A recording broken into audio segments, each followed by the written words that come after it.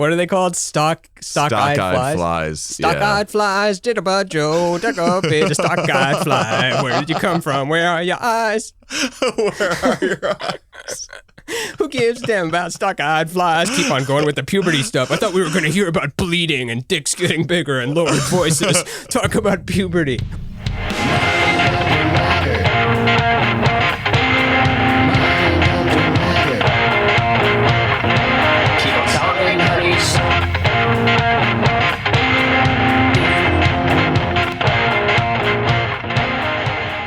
Hello, everybody, and welcome to Mind Under Matter. Very special celebration today.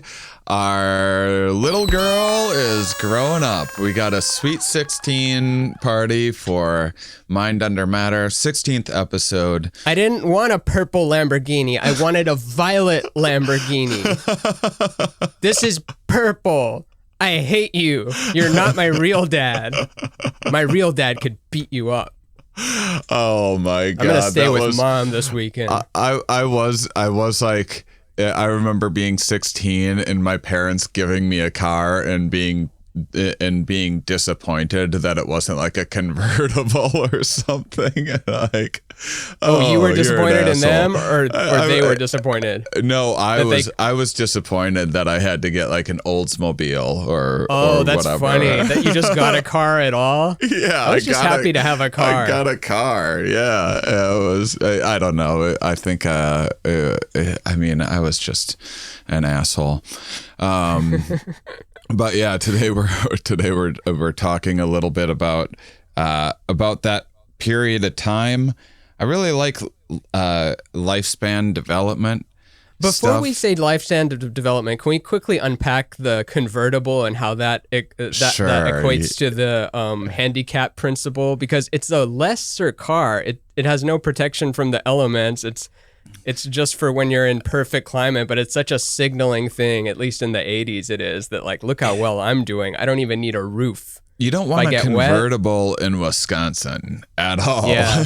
My birthday's in May, so I think I didn't connect the idea that that's the dumbest thing that you can get in Wisconsin. Yeah, but it's a signaling thing. It's a very nice signal. Yeah. Well, they have the hard top convertibles now, but I had one friend. He got a Dodge Charger, like a 68, that like the year before the Dukes of Hazzard one, and it's the friend that was like, man, he always gets. Why does he get so much stuff? And then you realize like, oh, well, his parents are living beyond their means. That's why. A $35,000 millionaire. Yeah. Well, there's a lot of that in Texas where we both lived. Is there? Oh, in Dallas, yeah. In Dallas, it's a big thing. Yeah. But yeah. I remember when I moved to LA just being surprised at how many more expensive cars I saw. Like Texas, it was more about trucks. Lots of big cars and just regular cars, but you wouldn't see a Tesla, you wouldn't see a Lamborghini, and now you just kind of see them here and there. Lots of Teslas, lots of Lamborghinis. Yeah, I remember driving from Wisconsin to Boston, and Wisconsin being like practical, pragmatic folk, and then driving out to Boston where there's a lot more of the handicap principle and the advertise.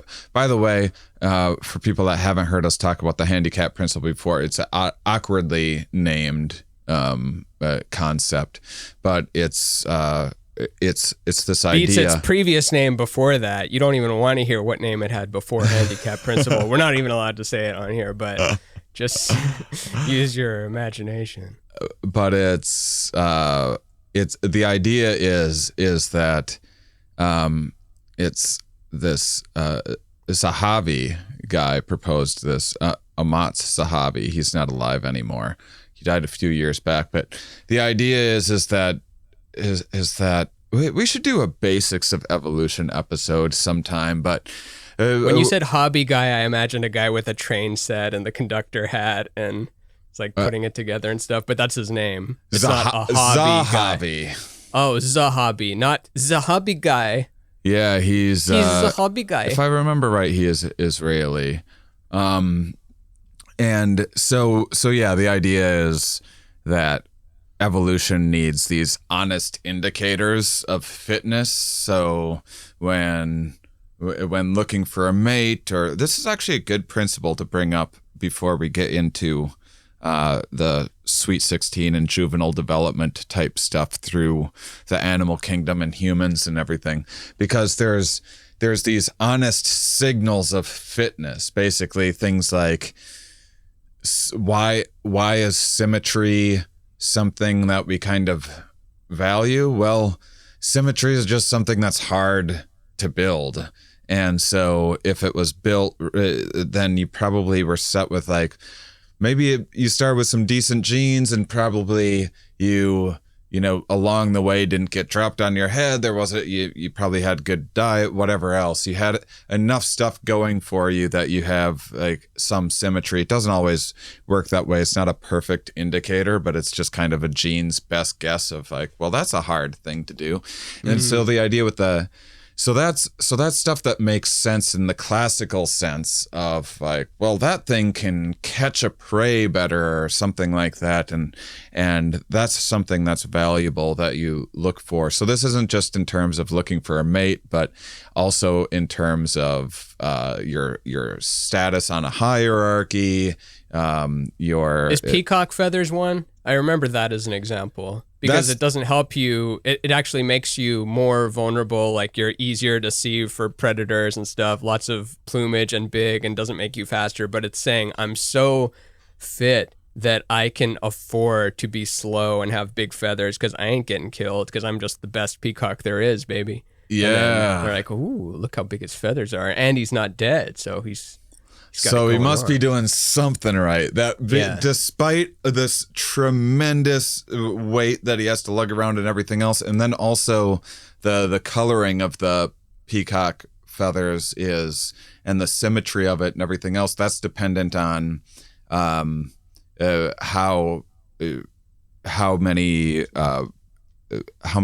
the strength of its immune system. So if a male peacock has a fair amount of diseases or has some parasites or whatever, it isn't able to expend the energy into useless, because it's expending energy into surviving. And so that's the idea, and this has to do with like conspicuous consumption, which and why you might want a convertible in Wisconsin to show off how much wealth you have. The idea is that you have this honest indicator of that look, this is how good I am at obtaining resources, that I have resources to burn and conspicuously burn them in front of you. This is why you want the fancy emblem on the car that you spent $30,000 extra for or Neil whatever. deGrasse Tyson doesn't use a phone case. I remember in an interview, they're like, don't you want a phone case? He's like, no, I'm at the point in my life where if I drop my phone, then I can afford to pay for it, which I have not yet. But if I did drop my phone, it would fall at the velocity at which the Earth pulls it, which is 9.8 meters per second, which means that it is not only falling 9.8 meters each second, it is falling at an increasing rate per second. So if I were to drop my phone into a giant hole, then it would, and then he's like just going off about that for 5 hours. He's talking about terminal velocity. Can I give you a case? Can I please give you a phone case? It takes up a lot of energy to repair the glass and stuff. It's probably better if we don't keep breaking these things. But yeah. So there's so many ways that we can kind of purposefully or subconsciously put these obstacles conspicuously in our path, so we can show, look how easily I can jump over this obstacle of this weighty tail feather or whatever it might be. So that's a big thing throughout all of life, but especially mammals have lots of this. Males have, if you see a colorful bird, usually it's a male. You don't want to be all colorful and stick out to predators, but if you do, do you know much about the insects? If they do it a lot, feels like the insects would have a lot of this going on too. A really good example would be a stock-eyed fly. the males have eyes that go way out to the side of their heads on stalks, and it doesn't help them see. It inhibits their ability Giraffe to fly. Eyes. Because their eyes just get ripped off. They'll like take a wrong turn and hit a weed or something and just lose an eye, and then but they get so much fly puss or whatever. Oh yeah, a lot. What are they called? Stock-eyed flies. Yeah. Stock-eyed flies. Jitterbug Joe, duck up, bit a stock-eyed fly. Where did you come from? Where are your eyes? Where are your eyes? Who gives a damn about stock-eyed flies? Keep on going with the puberty stuff. I thought we were going to hear about bleeding and dicks getting bigger and lowered voices. Talk about puberty. We're getting to it, guys. We're getting to it. This is all part of it. This is definitely all part of it. And those stock-eyed flies, the males will go after. I don't know how territorial they are. My guess is they mostly compete for mates. It's probably a pretty big, expansive world full of plenty of things to eat if you're a stock-eyed fly, I imagine. But who knows? Might be wrong.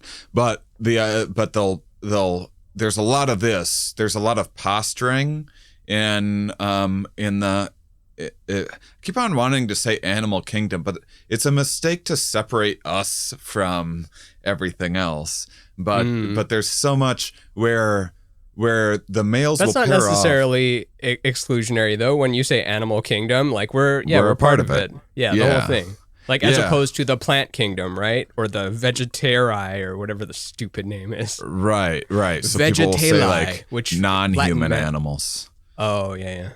So the males will size each other up, and they might fight, but fighting's costly. And even for the person that, or even for the guy that wins, or female that wins, it's still, you can still, if you lose an eye in that fight, it doesn't matter if you killed the guy, you're still going to be dead, sooner, because you have one eye now. And so they size each other up by spreading out their stock eyes as far as they can. And then they look like, that guy's got crazy long stock eyes. He's got something going on genetically. So they don't even fight? Yeah. So there's I always forget if it's inter or intra, which one is which, but the intra means inner. So there's intrasexual competition, male competition, which these handicap, these honest indicators of fitness would be a cue into. And then there's also intrasexual. So you're advertising to the opposite sex, like, hey, look at this. I got a lot of good genes going on here. And then it depends on, some things advertise their ability to gain resources or to stick around or show commitment, and so then there's, depending on the species, sometimes females or males are they're looking for multiple qualities, but sometimes there's just hey, if you have the largest orange spot on your back, you're the alpha, and it's regulated. A Cold War. So it's like, instead of going to actual war, it's always not always, but often it's a Cold War where it's like, we're not even going to fight. We're just going to measure spots, measure eye length, and like, okay, it looks like your army would win. So we're going to surrender now. This is where the idea of a pecking order comes in. And this is all relative to juvenile development and everything, which is like literally hens, chickens. The top one can peck any of the other chickens. The second one can peck any of the lower ones. The third one can peck any of the lower ones, but they can't peck 2 and 1, and so on and so forth. And you don't want to be that bottom chicken. Life is going to be pretty stressful for you. But they also, so a new one will be introduced, and there's like a little bit of a skirmish to see who's who and where they fall in this order. But usually those things resolve themselves pretty quickly. So that because the stability of those structures, even if you aren't exactly where you'd like to be in the hierarchy, top chicken, sometimes there's value in, like, well, I'm 3 right now. Maybe I could be number 2, but the amount of energy, and then the amount of energy that there would always have to be if the chickens were just fighting every day. So some species, I wonder if I could think of a good example off the top of my head. One might come to me. They'll have, like primates, some primates have things where they'll have like a spot that develops. So you win a fight and then you just get like a badge just grows on your chest or whatever. Oh, like, really? Naturally? That's cool. Yeah. And then they're like, all right, that's the new sheriff in town.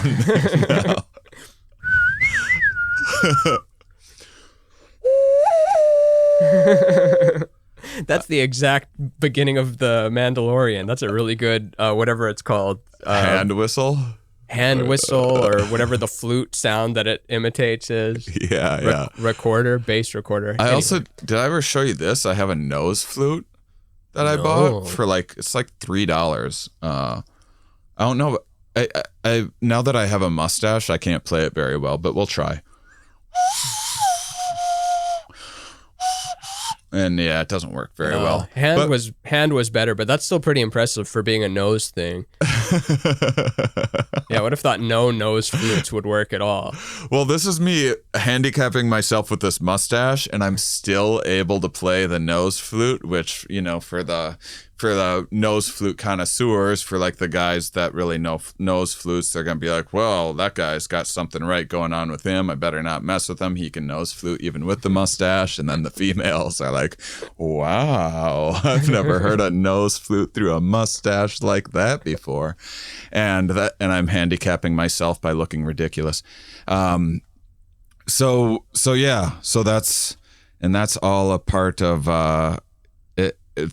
that leads into like juvenile development. So maybe we should take a break from the sciencey stuff and talk about like our high school years a little bit. I don't know. Let's see. I'm trying to think if I had I was thinking about the rite of passage of puberty and how it's different across cultures, and some have no thing for that age. Not that it's like I'm saying it bitterly, but with Jews, there's the bar mitzvah, the bat mitzvah.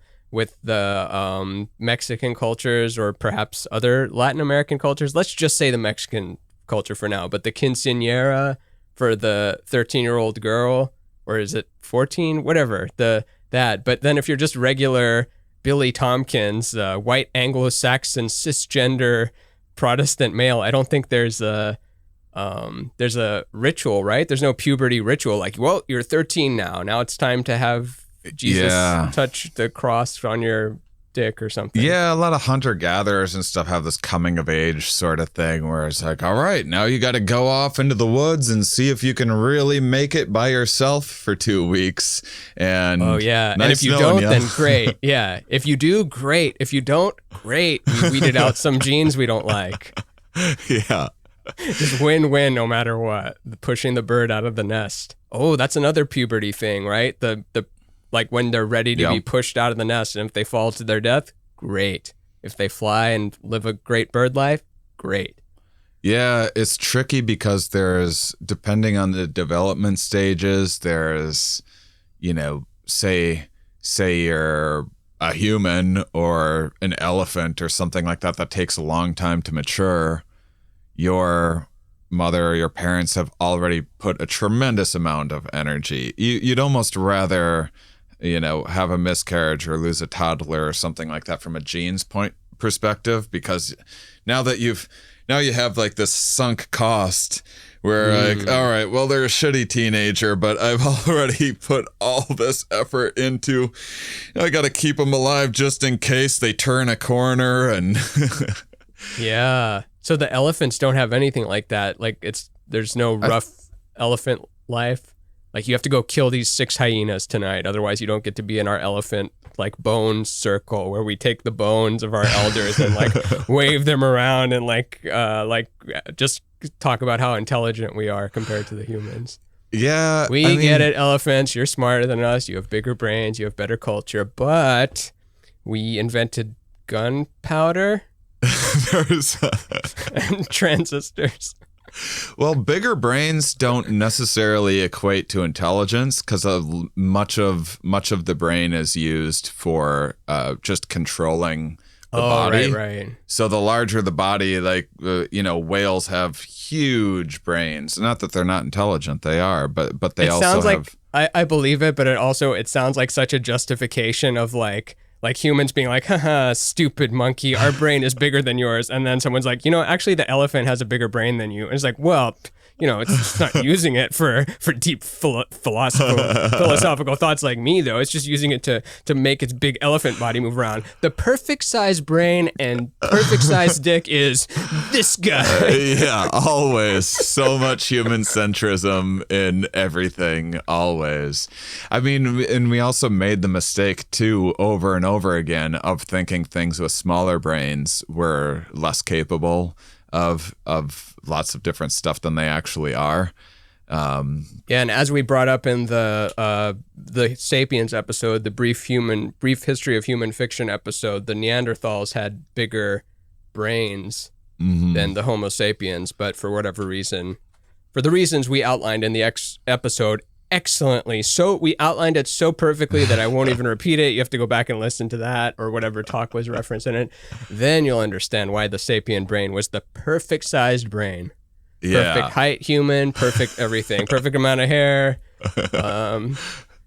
So a lot of the juvenile development stage is in the being pushed out of the nest sort of thing, which is metaphorical. It happens in a lot of species. Is simply you need to learn sometime, and you've been nurtured, you've been shown by mom, and sometimes, rarely, dad as well, but usually mom, and you need to develop at some point. But then you also, like, there's otters that go to this during like their version of spring break or whatever.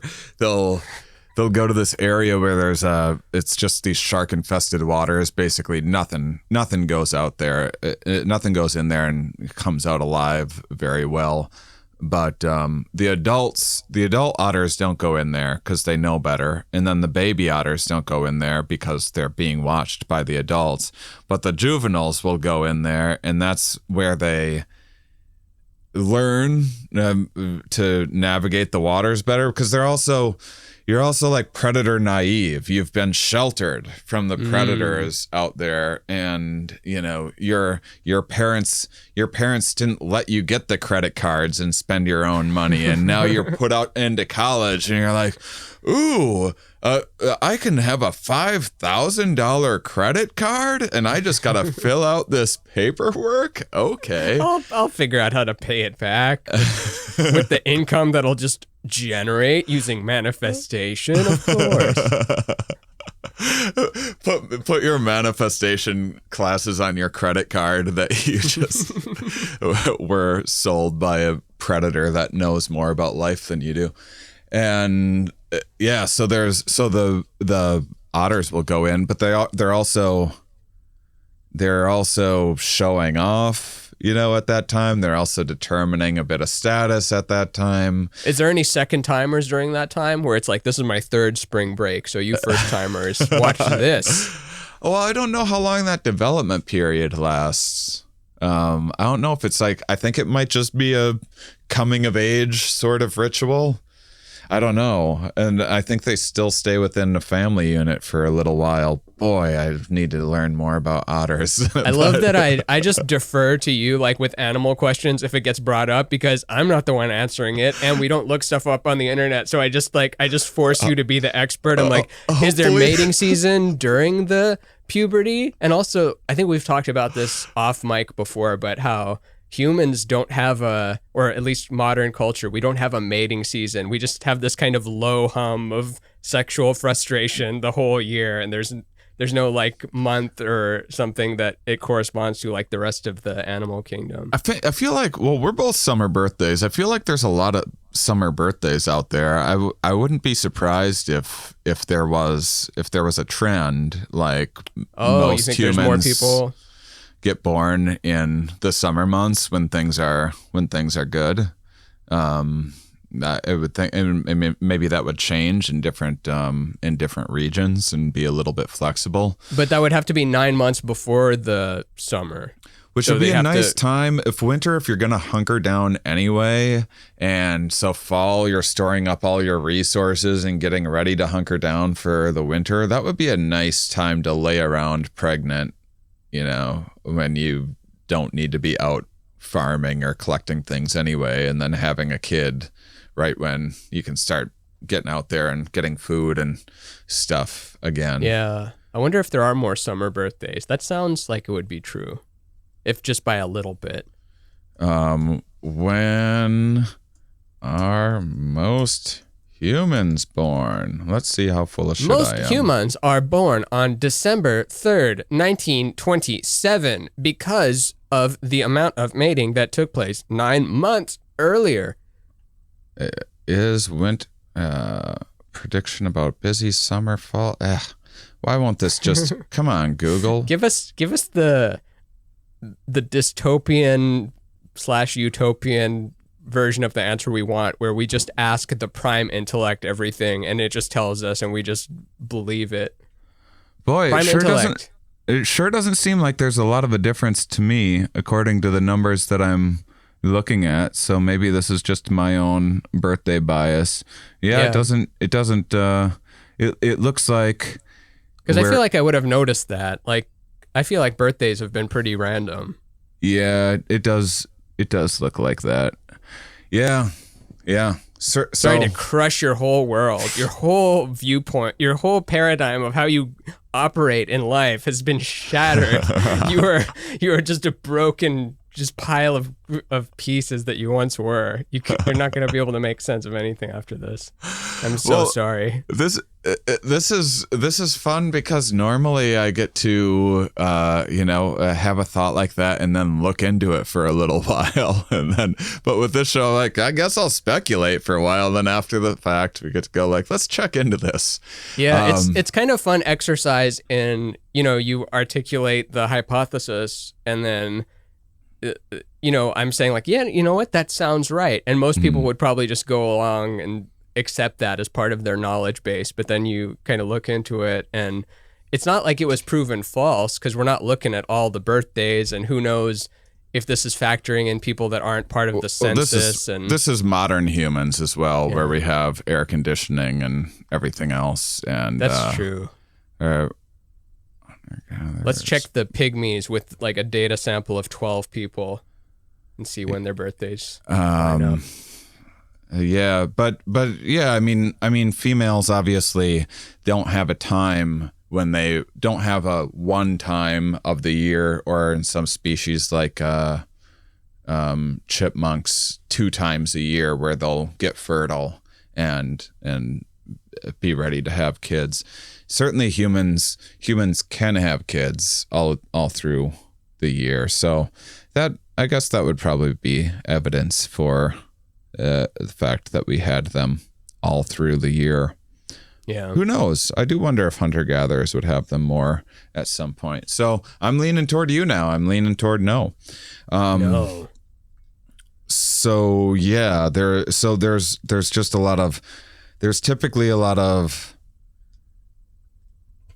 So one, there's just naivety of not knowing, of not having gone off on your own. And then there's also risk-taking gets favored for the same reason of the handicap principle, which we just, like, if someone can take lots of risks, it's sort of this honest indicator of like, well, Tony Hawk must have something going on right with him for him to be able to pull that off over and over again and fly way up in the air. And the pulling it off part is integral to this. It's not just about the risk. It's the risk plus the pulling it off. But also you need to, in order to have the pull off, you need the risk as the first condition. Yeah, no one, I don't think anyone, like, just standing out in a lightning storm has ever been a like mating selection ritual. It can't just be a random thing. It's got to be some sort of danger that you get yourself into, but you have control over as well. Yeah. And then usually there is like a ritualistic, like penguins, which are monogamous, ish. I think mostly monogamous. March of the Penguins, all that. They have, when the juvenile is going to go off into the ocean for the first time, it just dives into the ocean. I think it's the most dangerous part of their life, because that's the other thing too, is predators seek out juveniles because they're easy targets. Happens with humans and stuff too. They don't know enough yet, and they're not being guarded by the parents and everything else. And so there's, but the penguins, they'll march their kid over to the cliff, and the kid's been being fed by them by mouth and like regurgitation and everything, and being sheltered and kept warm all this time. And then they go off, and like the kid jumps off the cliff, and the parents they don't like look and wave and like, oh, there's our little one going off into the world. They literally just, something flips in their head and they're like, all right, next order of business. Yeah. Because they just grew up too. When you think about it, it's not like they went to high school and college and then had all this time to reflect. It's like as soon as you're able to reproduce, you kind of start reproducing. So what else do you know other than the instinct to keep it going? That's the other thing too, is a lot of times they don't quite know how to reproduce just yet. So that's the age where they're starting to play some like awkward grooming rituals and starting to do these different things. Like juvenile monkeys will try to watch adult monkeys bang, like Peeping Tom kind of. So like, whoa, is that how he does it? Cool. It only lasts Sweet 2 moves. seconds. I better not blink. You ever see that in the zoo? It's pretty awkward. Like a whole family of Homo sapiens watching the gorilla, and then like the male gorilla sometimes gets it on with the female gorilla, and the kid is there too. And since it's it's the animal kingdom, it's part of education, Animal Planet, but it's so similar to the way that humans do it that you can't help but feel a little awkwardness goes through the room. People were chatting before and like laughing, and then it just goes silent. Yeah, I'm referring to one memory I had at the San Diego Zoo where, 15 people they were chatting, and then all of a sudden got quiet while the gorilla did his thing for 5 seconds. One guy has a very noticeable boner watching this happen. This guy. Yeah, I'm trying to bring this guy back. I think this was great in the early 2000s. Then it got retired around 2015 through 2021, and now it's back. And now I'll retire it again. I'm tired of it. No more thumbs. You know who says "WAZZZUPP"? This guy. So, that was a period of time that came and went pretty quickly, where everyone was "WAZZZUPP." Yeah. There was a full year of "WAZZZUPP." Mm-hmm. And I was in high school during it, so you couldn't miss it. Couldn't miss it if you wanted to. Some of us partook. We didn't want to, but we had no choice. You think it'd be you keeping Anne Frank in your attic, but more likely you would have been a Nazi saying "WAZZZUPP."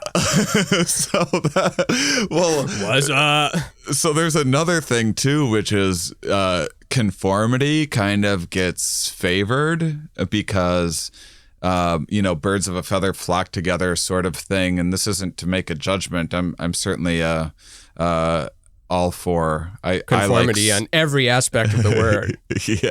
Let's all go to the Katy Perry concert and get Slurpees. It is reassuring as someone who's been driven crazy by pop culture and just the things that everyone seems to like, and me having a knee-jerk reaction to being like, oh, if everyone likes it, it's stupid.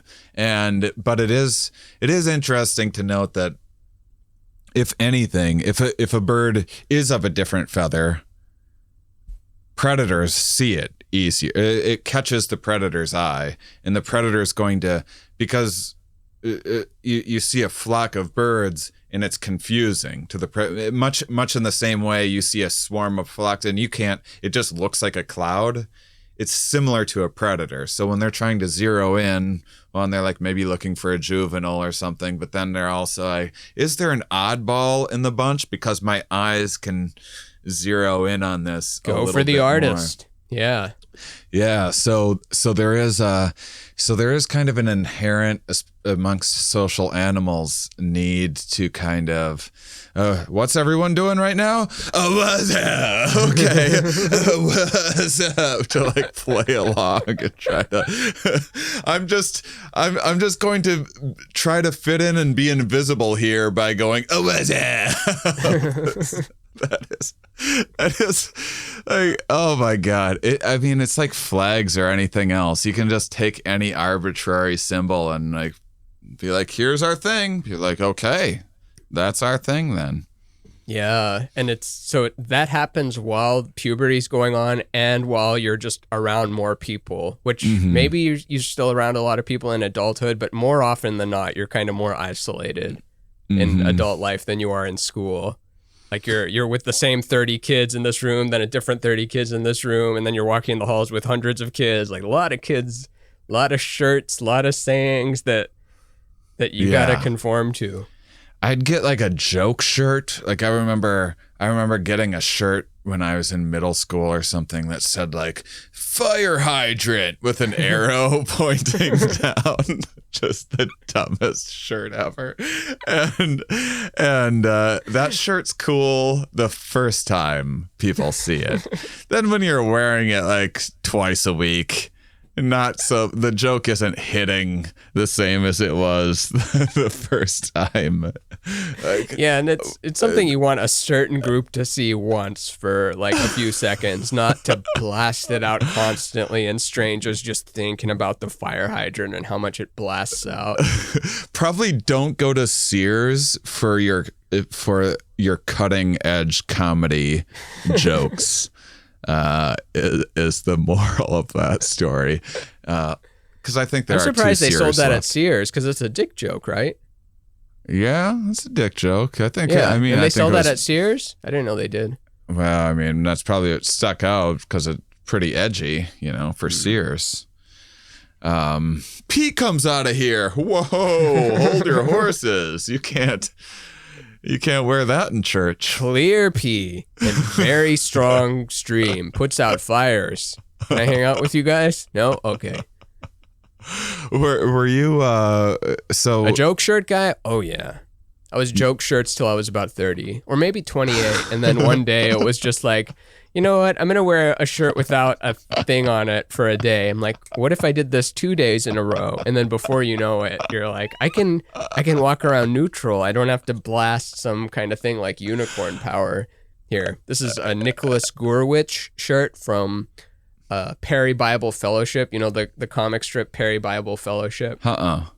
It's a great comic. I'm sure you've seen it before. I think it's been around since the early 2000s, and then he stopped making them for a while, and now I think he puts some out every now and then, but really cool art style and great joke behind this one. I don't even remember where this came from, who got this. I think we have two of them, but I thought this was the closest to a Sweet 16 shirt I own. Yeah, I liked that you assumed what I was going to ask, because I wasn't going to ask you if you were a joke shirt guy, and I'm so happy you stepped in there. We're like, a joke shirt guy? You bet I was. I like to sell myself out first. I wouldn't have pegged you as a joke shirt guy. I wasn't even going to ask. I would wear joke shirts during stand-up sets, and then the club managers and stuff that liked me, they're like, you got to stop wearing shirts with jokes on them because it distracts from the act. You should just wear like a neutral thing, and then people aren't looking at your thing, and your shirt says "Tank you very much," and there's a picture of a tank on it because they're going to focus on that instead of the joke about your balls or whatever you're talking about at age 22. Yeah, it is funny that let's see, I started at 23. That was my very first joke, was a masturbation joke. Real. Of course. It's the foundation. It's even more than the foundation. It's the hole you dig in the lot before you place the foundation, and then you place the tile and the electrical system and the plumbing and then the cabinets and the finish and all that. But the foundation is the dick and balls. What was the question you were going to ask? I don't know. Now I'm just thinking about a foundation, a dick foundation for a house made of dicks, which is also how comedy goes. It's called the White House under the 2016 regime to 2020. This regime is perfect. I was going to ask. I was going to ask if you were popular in high school, which I feel like I asked before. I was like a mid-range sedan, I feel like. I was like not upper, not top shelf, but like kind of in that satellite of it, like when it came down to it, like more like not the plastics, but then again our school didn't have that caricature of the plastics like in Mean Girls. They were, I feel like even the most popular people in my class and the class beneath were still like down to earth and cool people. But not mine. I don't know. I think like maybe B plus. I could even send references, but when I'm like, and I didn't feel like it at the time. I didn't think so. But then in retrospect, you're looking at this and the prom pictures and what's the groups you're affiliated with and where are you eating at lunch by like the, you know, sophomore and junior and senior. I'm like, oh, I guess that's like popular kids. But I didn't eat at lunch a lot. I kind of went to the library or just walked in the halls with like just one friend or like a couple of friends or something, just because I don't know what it was. I just didn't like the dynamic of the big lunch room. Too much going on. Yeah. I was reflecting on that same thing of how I always felt like I wasn't popular in school. And then I look back and I'm like, well, I was like a C plus, B minus or something like that. I was above average probably, but when you're not at the top, when you're not in that A group in high school, it's like, oh, that A group is everything. That's where you need to be. Yeah, I didn't win class clown, but I did present the award for class clown. Which that might be really bad. That might be like, oh, we're so sure you didn't win it that you're going to present the award. But it would have been I feel nice like it started slow. I started like more of a nerd and not a goth outcast, but since I moved to Texas from Canada during puberty time, my voice was changing in the plane ride, and then it got deep once I landed in Texas because I had to survive. And then hang out with nerds and we'd play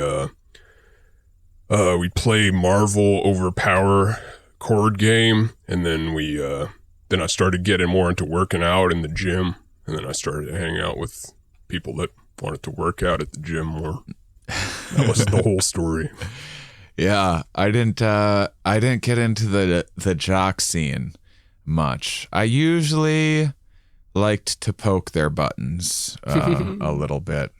I was also like crazy skinny. I was the skinniest kid like in school, not my class, like in school. Oh, it was nice. it was a whole thing. Well, but it's when you're a kid, that's like gangly and everything. So it's not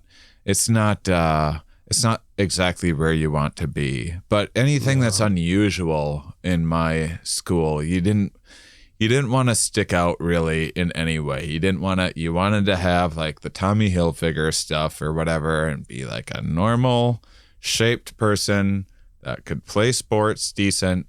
And that's how, and I had no idea what that was. I didn't know what Tommy Hilfiger was when I moved to Texas. And I thought it was for some reason in my head, I thought it was a play because I saw other shirts of people like that was about a play that happened or something. And I was like, Tom Sawyer, Tommy Hilfiger, is this what's going on? Tommy Hilfiger, what is this? And people wouldn't even explain it. It'd be like, you don't know what Tommy Hilfiger is? It is funny because it's such a dorky looking fashion too. It's not a big Texas-y flag, but or the French, just the red, white, blue flag, and just the name, and it's big. It's like what it's more like what a dad wears or something, but for whatever reason, if you had it. But it's also, that's the thing too, is in development in those ages, that's your tastes aren't as nuanced. And so everything starts with the biggest brand symbol possible. And like, it says Tommy Hilfiger all the way down my whole body in my Tommy Hilfiger jumper. So you'd know I have a Tommy Hilfiger. And then as you get older, your Tommy Hilfiger wear turns into just a little flag. So you got to have a little more of an eye for it. Like, ooh. Yeah. You guys got like Tommy that business Hilfiger. card thing. Do you ever see the evolution of the business card where it's like matte business card, gloss business card, textured matte business card? And then as you get higher on the hierarchy, like the stuff that it says on your business card gets less and less until the person at the top of the hierarchy has no business card because you're so high on the hierarchy that why would I need to give you a card who I am? I'm Calvin Klein. I don't need a business card that says Calvin Klein on it. I just get to be Calvin Klein walking around. And then that's like with the logo on the shirt. If you're high enough, then it gets smaller and smaller till it's non-existent. Dave Waite has business cards that just say Dave Waite, and then underneath it says networking. Networking. All right, bros. And yeah, well, middle school was awful for me. I think a lot of people, if school was bad, it was the worst in middle school. And that was the more clearly defined, like we're carving out the hierarchy sort of thing. And then high school, I felt just generally got more empathetic and inclusive, just all around. Not that people still didn't have it awful in high school, and not that, I felt like more of the cliques started hanging out with one another. Like, I remember when I got into weed, it was like my mission to smoke weed. I would take a little highlighter and highlight in the yearbook who I'd smoked weed with, or like I had like different colors. That for is the different tall, things. gangly kid. Like when you were saying you were the tall, gangly, skinny kid, I'm like, oh, you were smoking weed by the bleachers. And You didn't even have dealing a it. choice. You didn't have a choice. You were cast as it. I guess this is what I got to do now. Yeah. I don't fit that look. It's not that. I don't know where I felt like I didn't have an identity till high school. And then you start to collect identities like, oh, I'm an orchestra and I'm like pretty good at that. And like this group of friends thinks I'm funny. And then this group doesn't think I'm funny. And then most people don't know anything about it. But okay, it's got a little bit of an identity going here. Just got to simmer the stove a little bit. It's going to have something cooking by 30. I think you might have some form of a thing resembling an identity. Yeah. But it wasn't like, this is who I am. I know what I like. You just kind of are, yeah. I'm not smart. I'm not dumb. And I'm not athletic. And I'm not this guy. And I'm not even average. I'm like something else.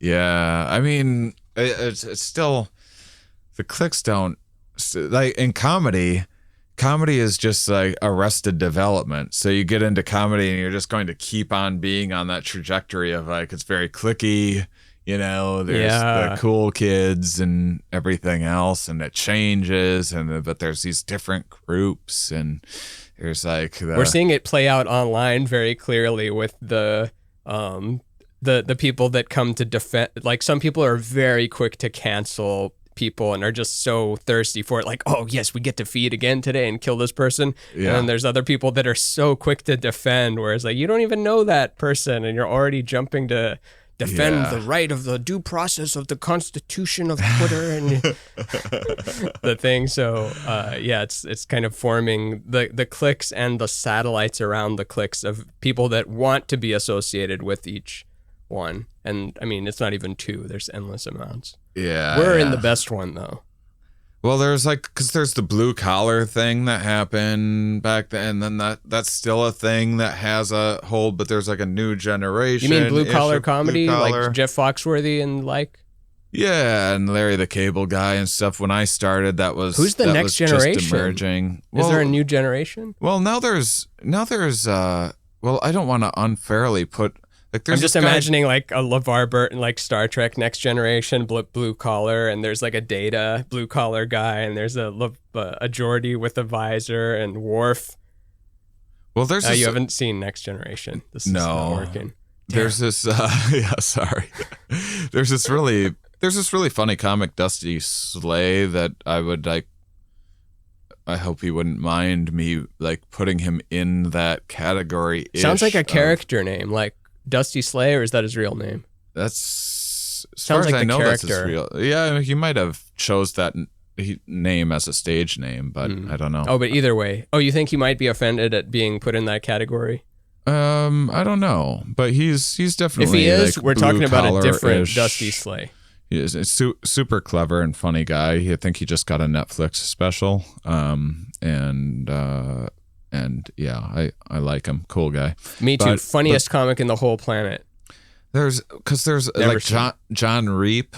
I mean, is sort of like there's several of those kind of. It just depends on, because like Bob and Tom was like this big thing for a while where you could reach a national audience, and they had more conservative fans, and so there was a little bit of like you could get a little more out of doing things, and then like the alt scene took off, and then you could get a little more.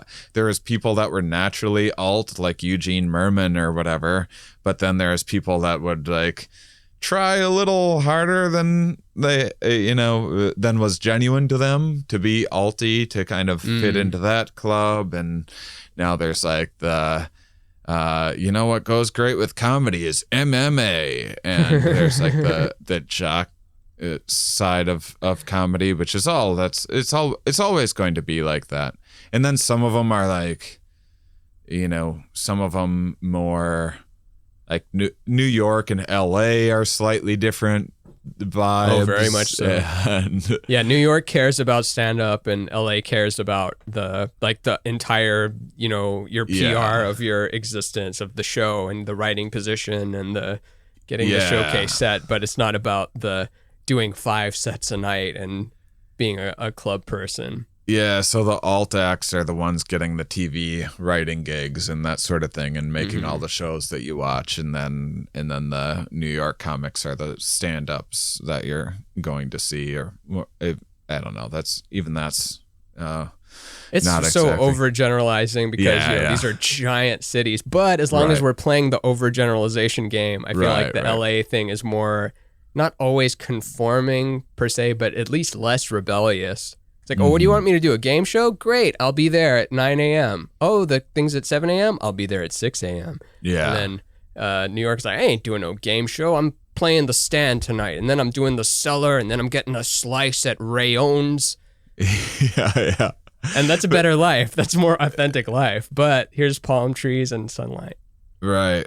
But if you're working in a factory, it's slightly less cliquey. I mean, there's still a little bit of friend groups and stuff that'll hang out at the bar when I was working in factories, but there's also just the people on the floor, and then there's kind of the supervisors, which are still kind of working on the floor, and then there's middle management, and then the higher ups, and so there's that rigid higher when there's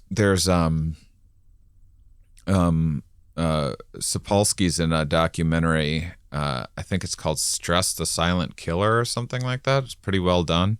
And because he studied baboon hierarchies and its relationship to stress levels. So you sneakily dart a baboon when it's not looking, because it can't be on you. Just imagine Robert Sapolsky in the bushes with his blow dart, like with no permission to do so.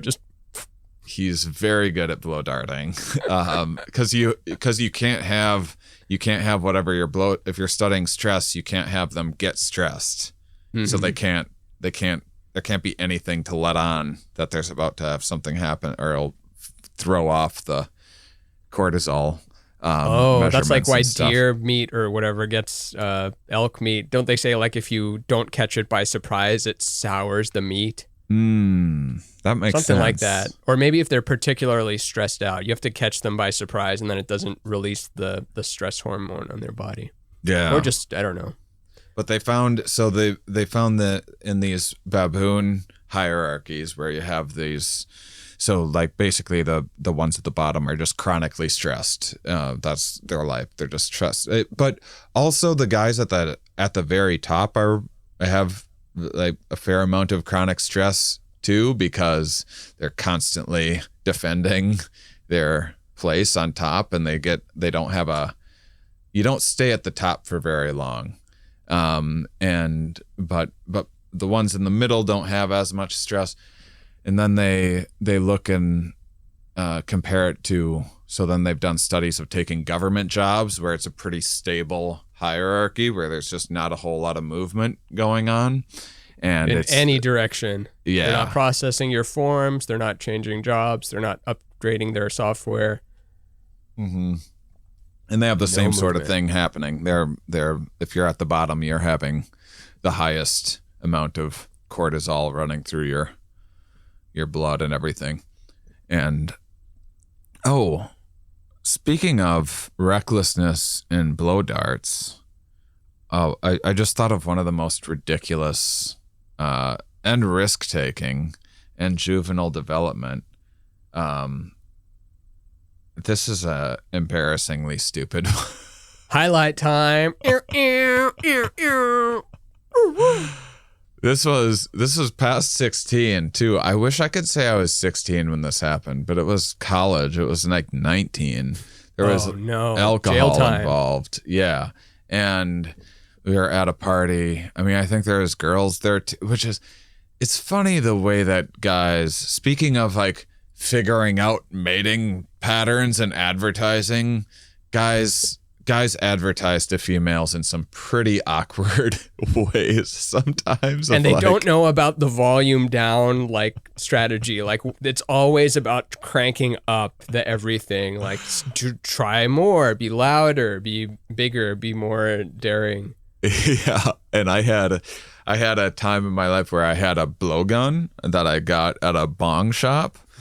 And I had throwing stars at one point too, but I had a blowgun. Would you throw them at trees, or did you get to make use of them, or it was just to kind of hold? I wasn't very good with them. Oh. But yeah, I threw them at stuff. But yeah, they were hard to get good at. But the blowgun I mastered pretty quickly, and it was like 4-inch dart, 4-inch like needles, with a thing on the back that's just like a plastic thing to stop the airflow. And this is a long, it was like a 2-piece 5-foot dart gun. And I could hit like with incredible accuracy something like 50 feet away, like really easily. And this would like stick into a wall, it was a sharp needle thing. And once we were drinking at a party, and my friend Nick, who wasn't the brightest guy, he was wonderful dude, but he at that time of his life, he was definitely not the brightest. And I was always very, very reckless, but he was also reckless and like pretty dumb about it.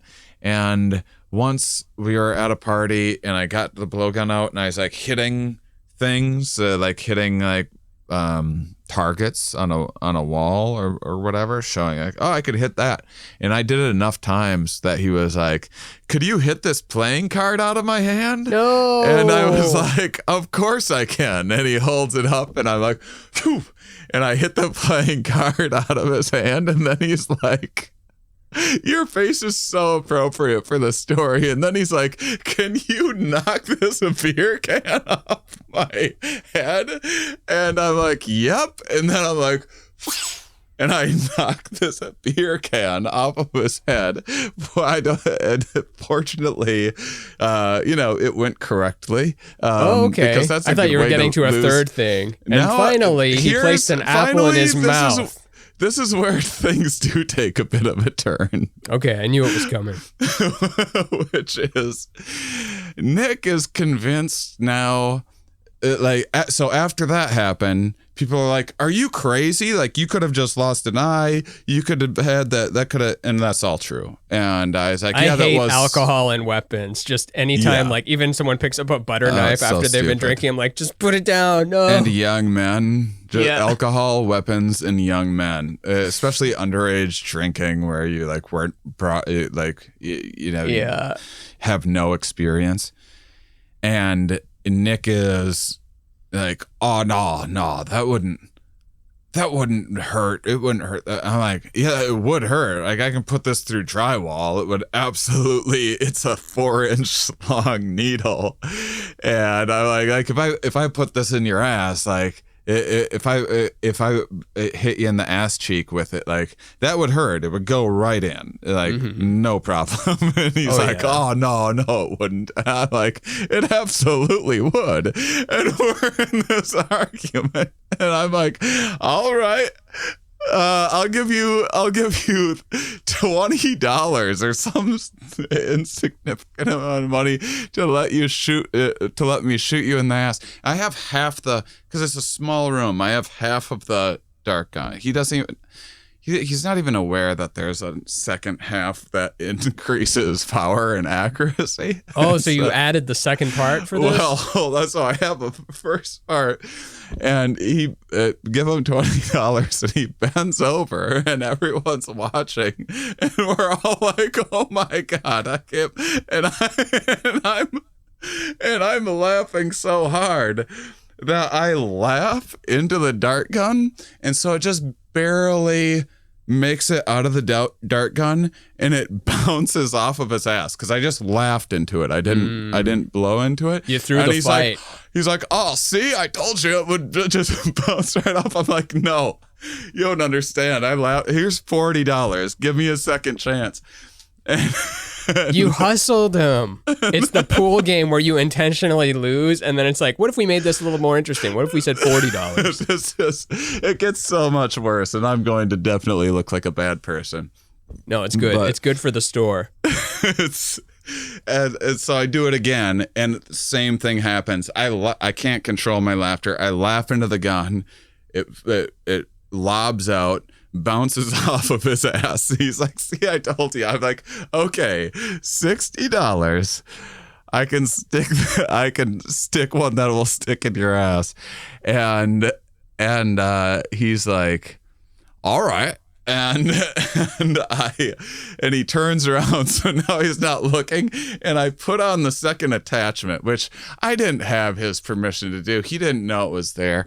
And then I put 3 darts in the dart gun, which he also didn't know was a possibility I have. But I've done that. Wouldn't that slow it down before? Wouldn't that make it harder to? Oh no! It just the shoots 3 darts out really quickly. I've done it many times. I can shoot 3 darts into a wall from like 100 feet away, just not with much accuracy. Oh. It's gonna go into one cheek and the other cheek, and then the whole.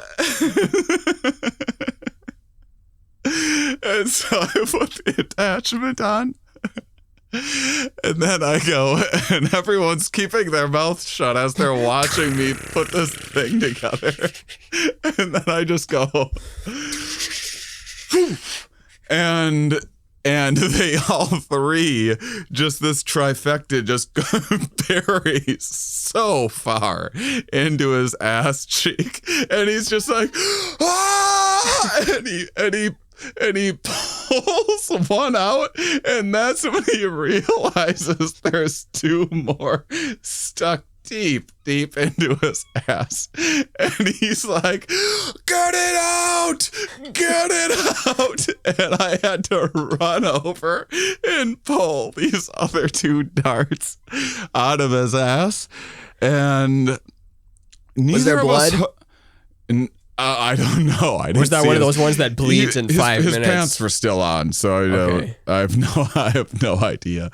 I mean, it would have been like getting a shot. There's probably worse things that could happen to you, but yeah, but you feel it. But you feel it. I mean, it definitely hit bone. Like it stopped at the bone. And so, yeah, and oddly enough, neither of us picked up any girls that night, despite our incredible display of fitness and handicapping ourselves and my clear ability to wield tools really well. That was on an episode of some Attenborough doc or like a Carl Sagan episode of Cosmos where these 2... let's say beetles were fighting over the attention of the female, and while they were fighting, a third beetle just came up and mated with the female. It's like, oh, enjoy your fight, fellas. Hey, ladies or lady, and then laid the moves down and just. There's a lot of diversity that wins out there. Yeah, because that's a strategy. Oh, guy that waits until other guys are fighting, and then that's a sneaky one. Yeah, wait until there's the fog of war and then loot. Yeah, because the fog of war, whoever wins, that's a good indicator of fitness. Also, that sneaky fucker. That's interesting. There's something called the sexy son hypothesis, which is like basically why do human females mate? If there's such a cost to having a one-off, like one night stand with some dude that's not going to stick around and provide for a child, humans being the biggest pain in the ass in the animal kingdom to raise, and it helps to have help from the community and from a mate potentially. And and here's the first 30 years of a human's life. And then at 31 it starts to go. It starts to open its mouth to eat stuff that feeds you, but other than that, it's worthless for 30 years. And so the sexy son hypothesis is like, well, yeah, that sucks if the female has to raise the kid on their own just because she like went for this sexy hunky guy that fools around and isn't going to be monogamous and show signs of commitment. But if you have a son who has those same traits and can theoretically also have a bunch of low cost interactions with females, then that might lead to more grandchildren for you. Wait, what are we saying here? It's about having a sexy son so that it can get laid more, and then instead of you having to find men with a job and who call you back and don't leave dishes in the sink, etc. So if your son is also some dude that's just gonna, why not the sexy daughter hypothesis too? Well, females can only have one kid a year, usually every 3 years in hunter-gatherer times, because you're breastfeeding and so now we have formula and that sort of thing. But hunter-gatherers would they wouldn't wean for about 3 years, and then they'd become fertile again after weaning, and breastfeeding naturally being that would make a woman not become fertile in many instances, and so there's just a higher cost. Basically, imagine one lady on an island with 100 guys. How many babies could be made in a year? One. Now imagine, if we're not counting the men, then one. And then but imagine 100 women. 100 women and one guy. You can have 100 George Clooney babies, theoretically. So there might have been ancestral. Again, it's hard to think which would be more chaos. Like if you set up these experiments and then came back in a couple of years, which would you expect to find in better condition? Because on one hand, females, that's a better condition one. Oh yeah, because there's no competition for the male. The male is just one male that's going to be there. He's not going to help out that much anyway. And like, okay, you all just get his seed and then you help one another out. But so if is you there have too many dudes competing for one female, for their existence, for their genes to go on, like, shit's gonna hit the fan. Like, it's gonna get real aggressive, and there's going to be like in India and places where there's been female infanticide because of different, the way in which we value gender or whatever. And so because of that, there's less men and a lot more females around. Men, wait, opposite, right? Because you said they infanticide the females. Yeah, sorry. More. So more there's guys, Way more guys. More Is that guys. the reason why there's more guys? Like, should we naturally be having more? Should there naturally be more women than men? Is it supposed to be split 50-50, or is there some in humans, or it just depends on the species? In humans. Well, there's some indication that if you're really set up well and you have a lot of resources, like say you're a king, it behooves you to have a son, an heir, because they can mate with more of the other gender. Whereas if you don't have as many resources, like females aren't going to have, like a female will always be able to find someone to get them pregnant. Not every dude is going to get a mate in life. That's that whole that we have more maternal. We have more maternal ancestors, I think, is the line there. And it sounds made up, but then when you actually do the math of it, it's true, I think. So there's in areas where there is more guys than women. Individually have more, but there's more successful female ancestor matings than there were male ones. Am I articulating that right? Look that up on YouTube and then watch the one that agrees with the half-assed sentence I made, and then it's good science and integrate it into your doctrine and dogma. So in there's some indications in areas where men like a little more dramatically outweigh or outpopulate the females, that the males there just are more competitive generally and just tend to be a bit more violent, and there tends to be lots more conspicuous consumption. So lots of using money that they don't have to advertise wealth. Like a lot of people in poorer places will tend to, like we talked about the Texas millionaires of having like a really nice car but not much at home, tend to have that, leading with the best foot forward.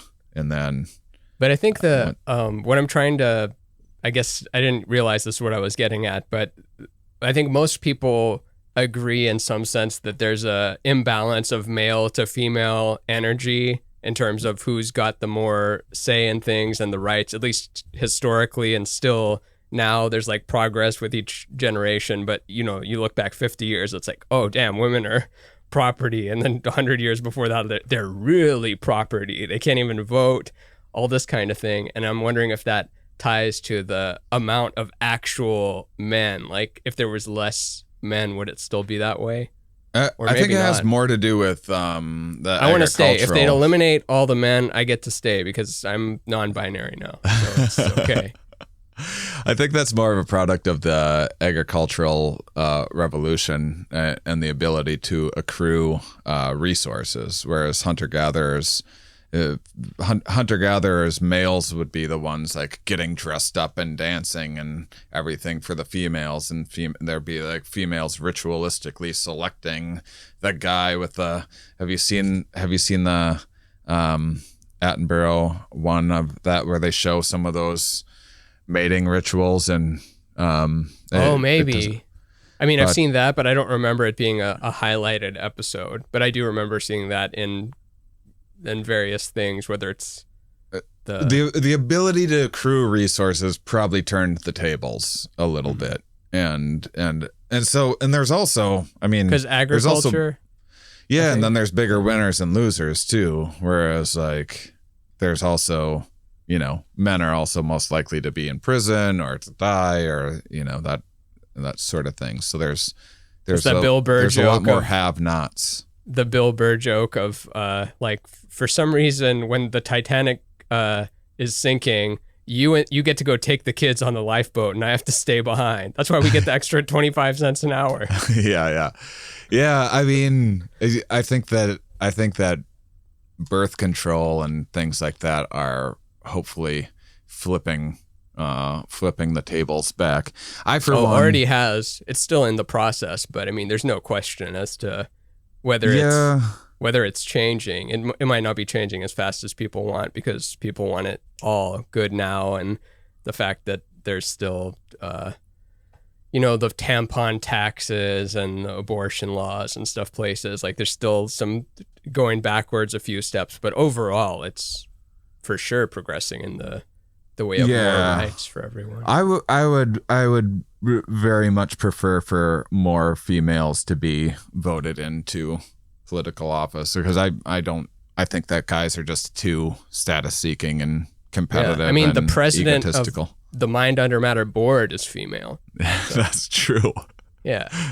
All our board members are female. The low-level positions are occupied by low-status males. That's us. And that's the company. Invest in it. And yeah, so I mean, it's always an awkward conversation to have and everything, but I for one have never been a huge fan of the alpha male, generally speaking, and I can play the part of an alpha male when need be. I can hold a leadership position and hold court and tell people what to do. I just find all that stuff to be a hair more embarrassing than some guys seem to get more pride out of that stuff, whereas I'm like, God, why do I need this spotlight? Yeah. It's weird. The true alpha thing to do now is to not be alpha and to say we don't like it. That's the way we can actually be alphas. I mean, We're a lot of these so things are above just them. fashions and stuff that take much like there wasn't. Much like saying WAZZZUPP was never there wasn't any like objectively this is the best joke and indicator of this and that. It was just a trend. It was just in fashion for a time and is no longer in fashion. I think that just because of people just tend to fall in some of the structures that they were born into, and it's not because those structures are the correct ones, just because they were stable structures and what they're used to, and change is harder. But I'm all for change. I saw some Facebook post of some guy in his 70s or 80s talking about, like, I am a Homo sapien 1942 model with blah blah blah blah blah, and I've had 16 software upgrades, and like it was an interesting little diatribe of like you have the same hardware your whole life that degrades, but then your software has to change, like in terms of your what words you can use and what things you didn't know about before, and like you might not have worn a BLM shirt or something in 1990, but now you have to do software upgrade. You have to do all these other software upgrades throughout. Yeah, well, there's stages of life too. So there's what is it? I'll try to find the word for this. There's stage of life. There's a word for like a phobia of adolescent, like basically, what is it? It's basically. We get older and we look at juvenile behavior and we shake our heads and go, "Oh, these kids are so music. Stupid." And and it's just, well, that's that risk taking, that naivety, that was just a necessary or unavoidable part of development. And it might look ridiculous in hindsight down the line, but you needed. Yeah, that's why I try not to, because it's easy to let your emotions, not that it even affects me that much, but if times change, there might be an internal resistance of like, no, we're going the wrong direction. Humanity is taking the wrong path. But how could you know? How do you know you're not part of regretful? How do you know if you're on the right side of history or not? There's like, It's so hard not to know. You can just be as compassionate and try to be as understanding as you can, but you don't know if the kids are actually screwing things up, or maybe the kids are right and then we're just getting older. And I think about it with music a lot, how it, like the electric guitar used to be, that's not music, it's using electronics and it's just for savages, and then becomes like then using things that aren't instruments, then DJing is not music, and then we're probably gonna see artificial intelligence music be seen as, oh, that's not music. Music comes from humans. And then the kids are probably going to be equally into artificial intelligence music and human intelligence music. And then we will not be into it because I'm not even into DJ. So I've already missed the train in terms of that. But I cannot deny that people love DJs and respect it and it being an art form. And a lot of people get into it. But like DJs fill up arenas, and then you look at videos in the 70s and jazz fusion is filling up arenas, and jazz fusion would never fill up an arena today. No way. Not if you got every fan of it on earth, probably. Yeah. I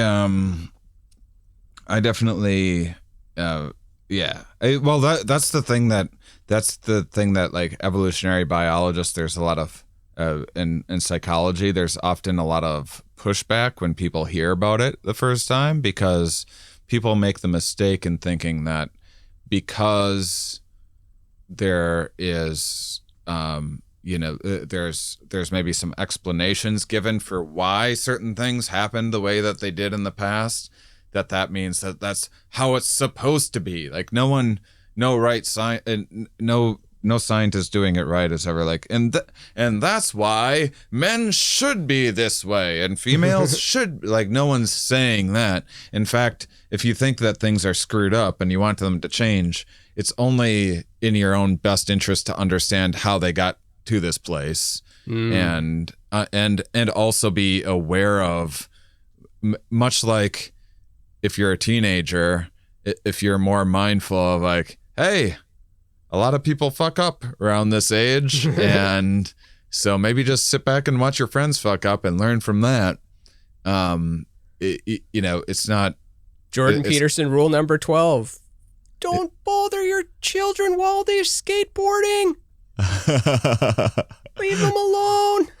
Yeah. Well, and then being around, I mean, you probably don't want your kid to be the troublemaker in the group or whatever, but to see where a big part of juvenile development is watching the mistakes of others, and not just making the mistakes yourself, but being in cliques of people where it's like, oh, not doing that. That person went out, crashed their car or whatever. Yeah. It's funny learning about body parts from your friend's injuries. Like, Mark broke his coccyx. Like, what's a coccyx? Oh, it's your tailbone. Oh, that's a funny name for it. How'd you do that? I fell off the swing set and hit my concrete on my coccyx. I'm not going to be able to walk for 6 months.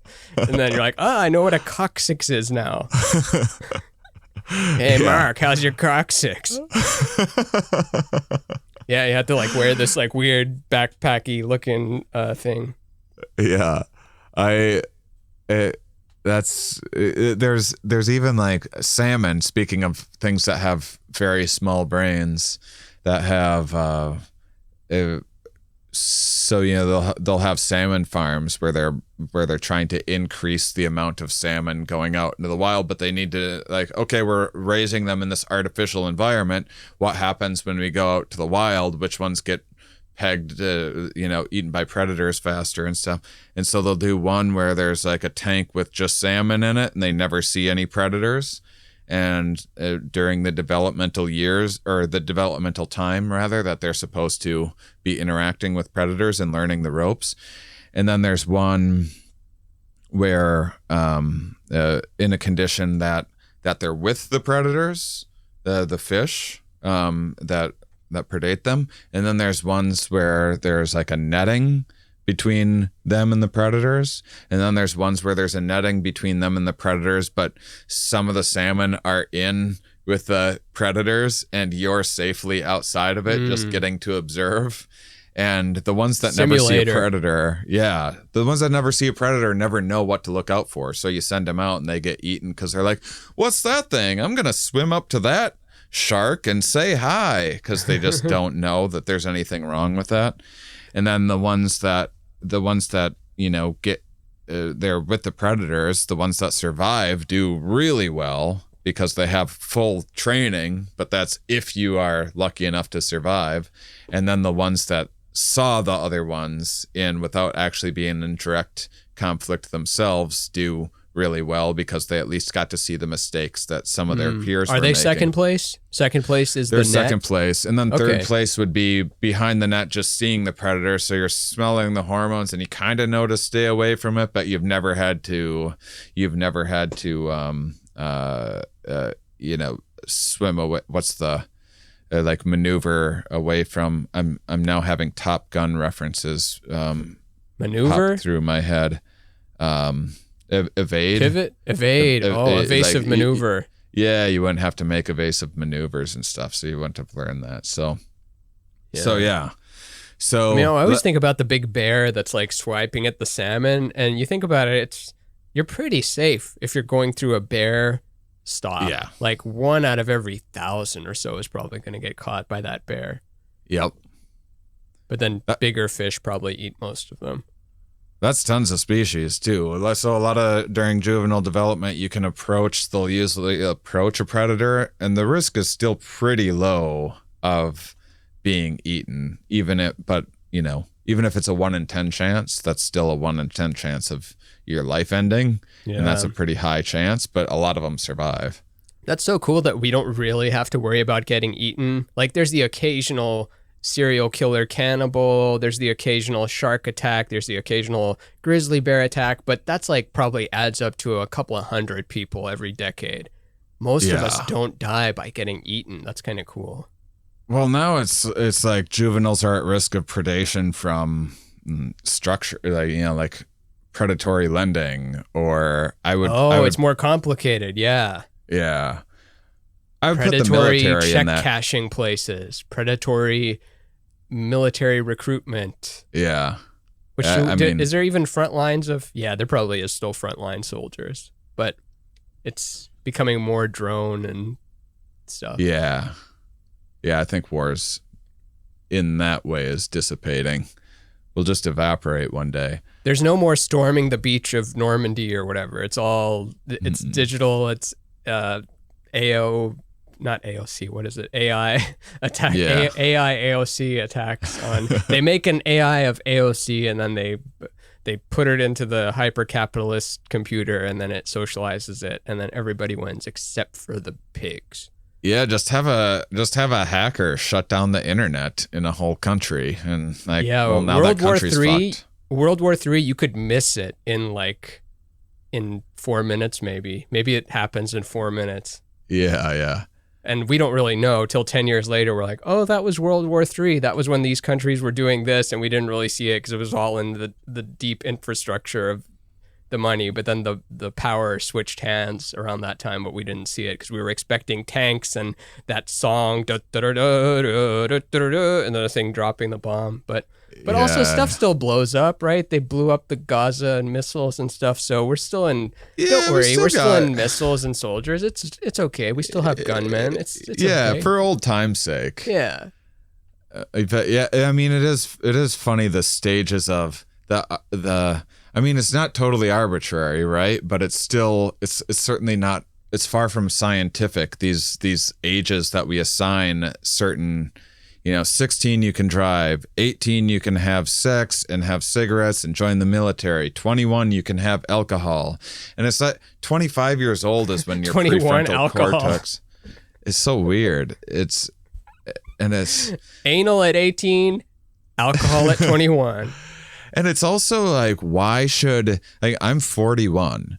If I was with a 19-year-old girl, that would go within a creepy category pretty quickly, I think, like that, but that's legal. You can do that. Whereas then there's places where a 19-year-old can't be with a 17-year-old, and it's like all this is like this weird. Okay, and if you were a billionaire, it wouldn't be surprising. If you were a billionaire right. and you had a 19-year-old girlfriend this week and then a different one next week, people wouldn't be like, "What's Shane doing?" They would be like, "Oh, he became a billionaire and now he's doing billionaire things."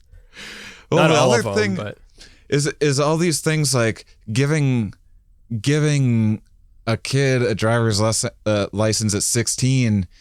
Well, that's not a penguin jumping off into a mess of sea lions. This is a penguin driving through all the other penguins and we got our fingers crossed it doesn't hit and kill a bunch of other penguins. So we're just like, okay, get out there and show yourself the ropes. But now we all are impacted by that. We're all impacted by gangs or like whatever else. My dad would never, like, he couldn't stop holding the handle when I was getting my learner's permit and we needed an adult to drive, and he just could not let go of the thing. He was so terrified of me driving. And then one day I drove myself to school with him in the passenger seat, and I got out of the car without putting it into park.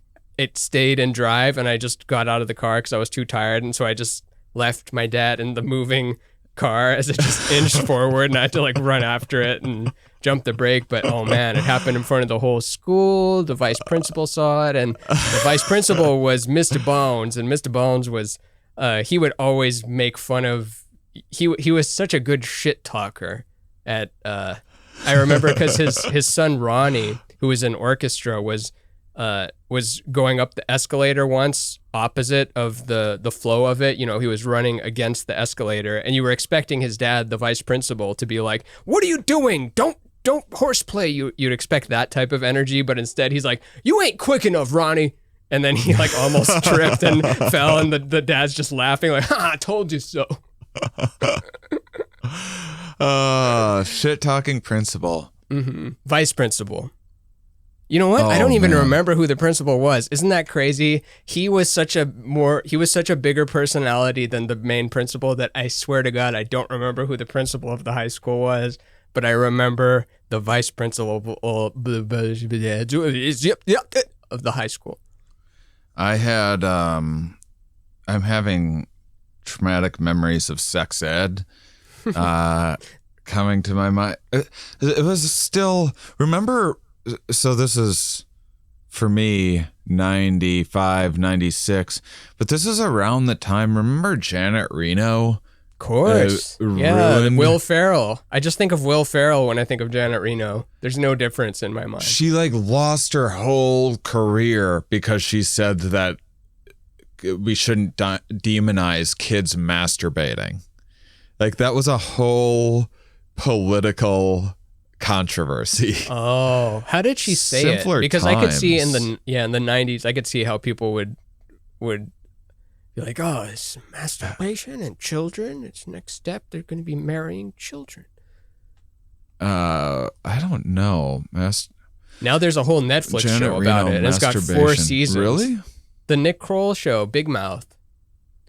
Oh, you haven't seen it? I mean, that's not all they do, but it's like it's about kids going through puberty and they watch porn and they masturbate and stuff, and like their dicks are always hard, and the one kid looks at her vagina in the mirror, and it's pretty wild that it's like you wouldn't have seen that show in the 90s.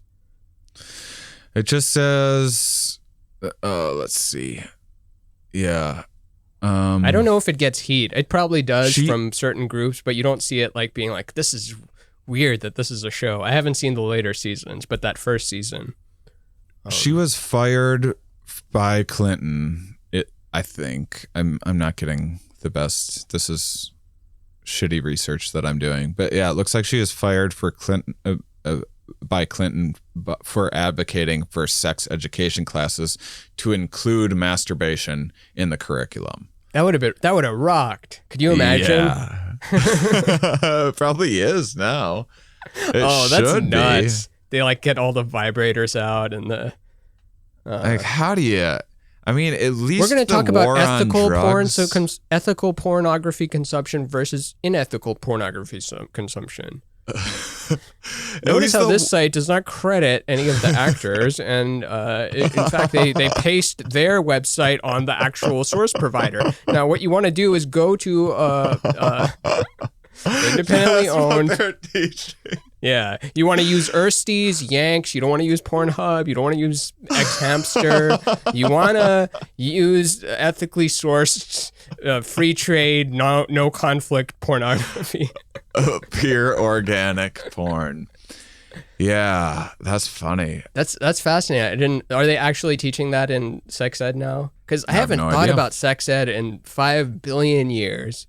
And I hardly remember it when it happened in the 90s, so I don't know what they're teaching now.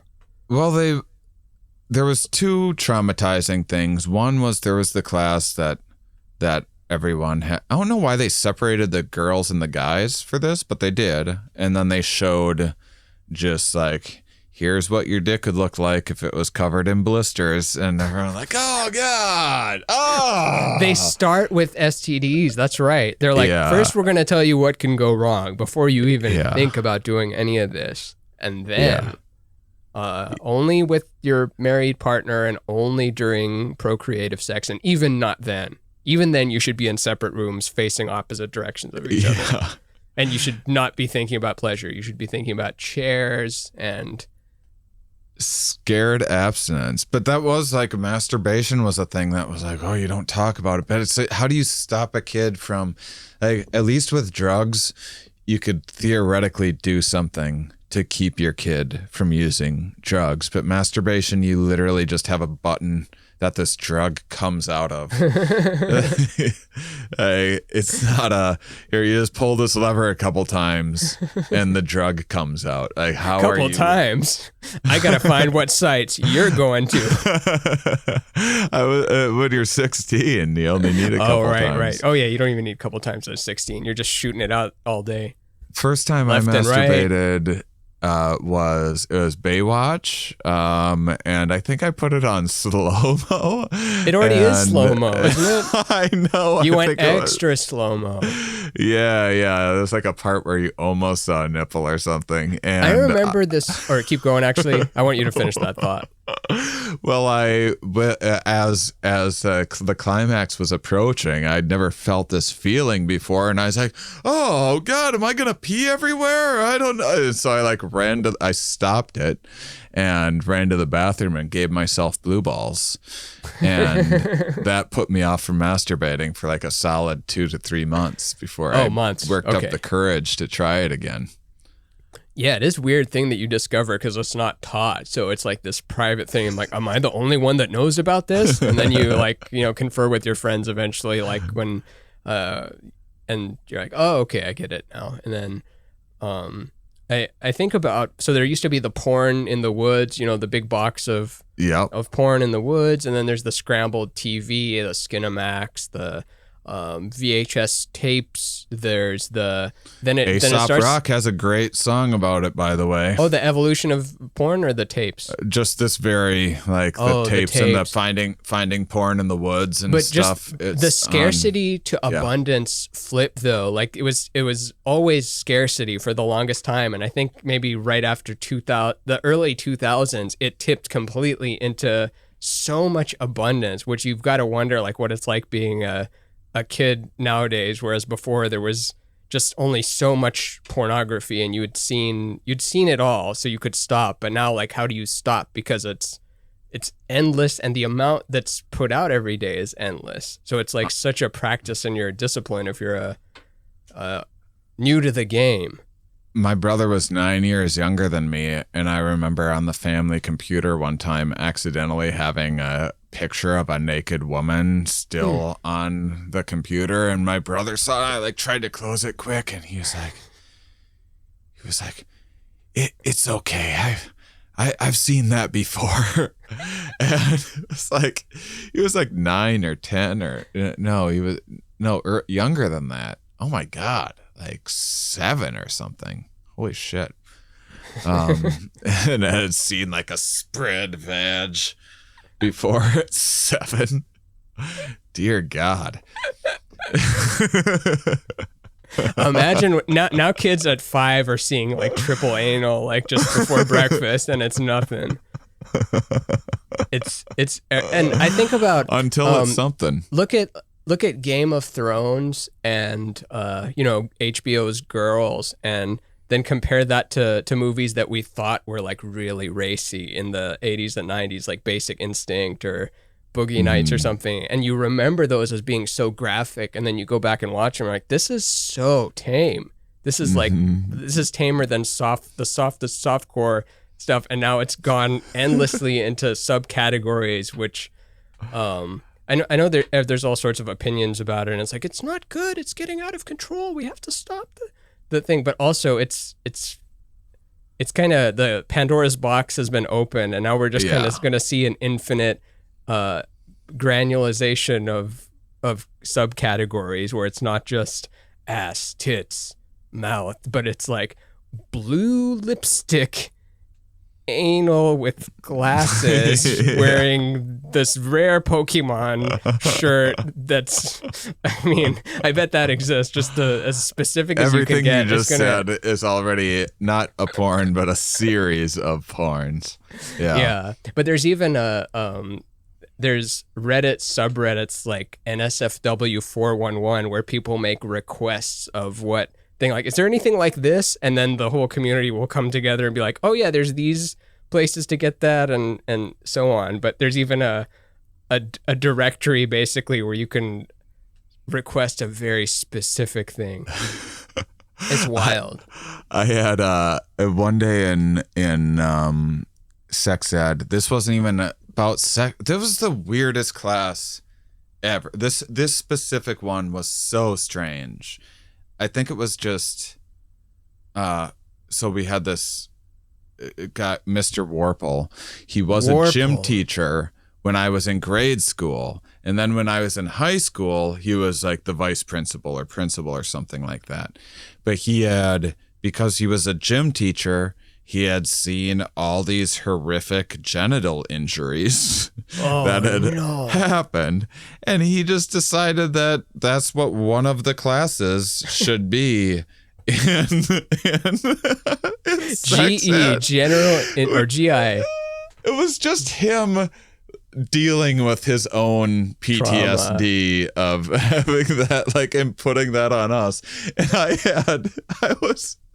I was in a phase where I really liked hot tamales, you know, like the red candy. Hot tamale things. Yeah. And I bought 2 like large movie style boxes of hot tamales, and I had already eaten 1 whole box that day before sex ed. And as sex ed, and I'm working on my second one, and he starts going on about like, and then this kid got third grader kicked in the testicles swelled to the size of cantaloupes, and I'm just, and now I'm like, oh god, cantaloupes, not even grapefruit, cantaloupes, and I'm getting very nauseous, and I'm feeling myself getting pale, and someone next to me is like, are you okay? And they're like starting to raise their hand to like say, I don't think Shane's doing well.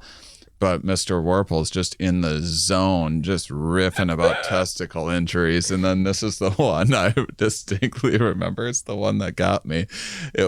He's like, kids slid down the flagpole, and you know the thing that you tie the rope around?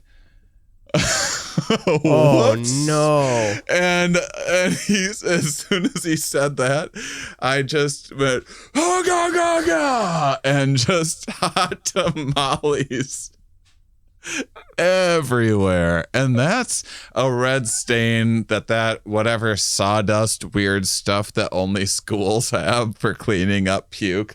Why do only schools have that? That no amount of that stuff gets that red stain out of the carpet. And that's stain resistant carpet too, but that's what hot tamale puke will do to a floor. There was probably multiple rounds too. You probably just didn't finish after one. You were probably like, I ran to the bathroom. Oh, okay. And then, they didn't ask for a hall pass or anything. They just. I love that he couldn't get the hint where he's just like, 1 second, this story's good. Like, why did we need to hear? I mean, I'd never climbed a flagpole ever. Not once, never would. Because of that story, but yeah, and keep those Jennies safe, high friends. School. That's how you go through puberty without injuring your testicles. Yeah, there we go. Well, is this a good time to wrap up? I feel like that's a solid. I mean, did we miss anything? We talked about the puberty and the salmon and. Clicks, that developmental stage. Yeah. I guess it's easy to say objectively, when neither of us have kids, but according to what, the literature would say in comparison to, animal other, from fish to otters to penguins to every other damn thing out there, juvenile development, you gotta let them make some mistakes. That's also why, like, you hit puberty and you start like, fuck you, mom, or whatever, because there's also, you went from hugging your dad or whatever, and then you go through puberty and now your parents are the last thing you want. But that evolutionarily, that makes sense. Like, as soon as the sex drive, the first thing you want to do is, one, get the hell away from family, just generally, but then the two people trying to keep you from having sex the most, like, you want to get as far away from them as possible. So, man, what a delicate balance. My heart goes out to parents, because you don't want to instill fear in the kids, but also you don't want to have them die by not giving them enough guidance. So what is that exact perfect balance of, like, take risks, but don't get too risky, don't break your skull, but break your arm, but don't break your back, but break your finger. But I was the second, so I was a huge risk taker and my parents were pretty controlling. I knew I had two friends with more controlling parents than me. One of them was like, didn't take any risks in life, but the other was the only person that I knew that took crazier risks than I did. He's now a eye surgeon, oddly enough, all the insane things that he's done. An optometricianologist. And then the people that had the loosest parents that I know, one of them... Let's use a different word there. The least controlling one that I know. One of them, loosest mom and dad. This is very anecdotal, but one of them was like, risk taker, cool guy ish, posturing. But the other one was very, very straight laced, and he was always allowed to stay out as late as he wanted to.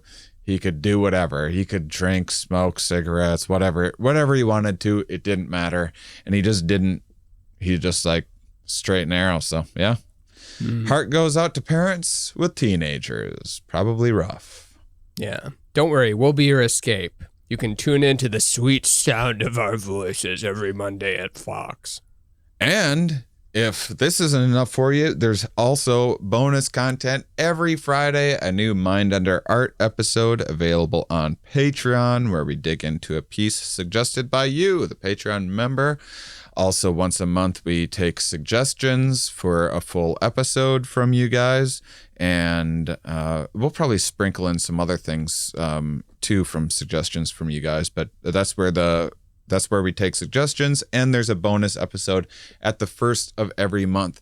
So if you want 5 more things every month, plus like a good trip show of mine that's recorded, and Ramin's special, and a whole bunch of other things, head over to the Mumtreon at patreon.com/mindunderpod.